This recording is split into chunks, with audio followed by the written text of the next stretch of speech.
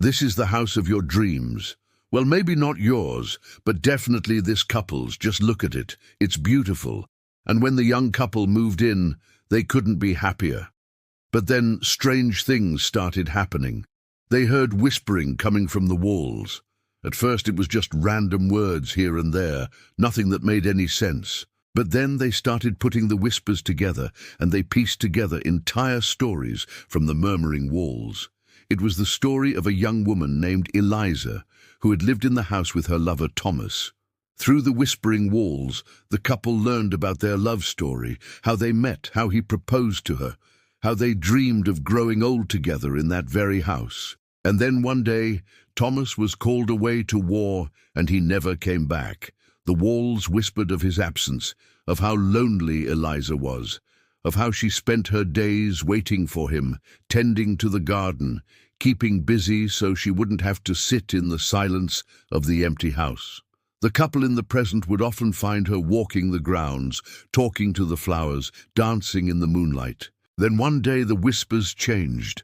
They became angry, bitter. The young woman in the story started plotting her revenge on the world, on the people who had taken her love from her, on the world that had been so cruel as to let him go.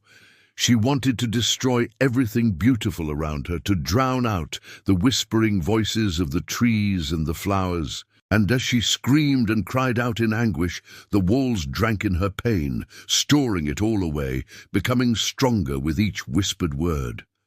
That's why when the new couple moved in, they heard those whispers, because the house was drunk on the pain of the jilted lover. But now that someone new was sharing the house with her, someone who had brought nothing but joy into the space, she wanted to take that away from them too. She wanted them to feel her pain, to make them suffer like she did. But something unexpected happened. Instead of driving them away, the whispers only made the couple in the present fall in love with the house more. They saw the beauty of the garden, the art in the architecture, the way the sunlight fell through the leaves and painted the floor in gold. They saw all of that because they could hear the story of those who had loved and lost in this very house. They didn't run away from the pain. They embraced it. They held hands and danced in the moonlight just like the woman from the story. And as they did, they whispered back to the walls, telling the house all the stories it had missed while it was busy hoarding pain, stories of hope and happiness, of a new life and new love. And as the walls drank in these new stories, they grew quiet.